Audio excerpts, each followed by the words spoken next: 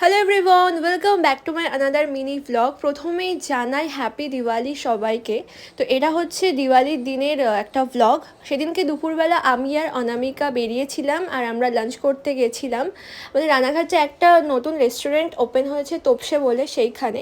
আর স্বাভাবিকভাবে সেদিনকে আমরা ভেজই খেয়েছিলাম, কারণ সেদিনকে ছিল কালী পুজো। তো এবার তোমাদেরকে একটা কথা আমি বলি, অনামিকা সবসময় ওর ভ্লগে বলে আমি নাকি বিনা কারণে ওর ওপরে রাগ করি, কিন্তু বিশ্বাস করো আমার মধ্যে রাগ জিনিসটাই নেই। আমি সব সময় হাসি খুশি থাকতে পছন্দ করি, তবে হ্যাঁ মাঝে সাঝে ও লেট করে ফেললে তখন আমি হালকা রেগে যাই, বা সেটা খুবই অল্প। তো খাওয়া দাওয়ার পর আমরা বেরিয়েছিলাম ঠাকুর দেখতে। আমাদের এপারে একটা খুব ভালো পুজো হয়, শ্যামলী ক্লাবের পুজো। তো ওই ঠাকুরটাই দিনের বেলা দেখেছিলাম, আর তারপর আবার রাত্রেবেলাও বেরিয়েছিলাম ঠাকুর দেখতে।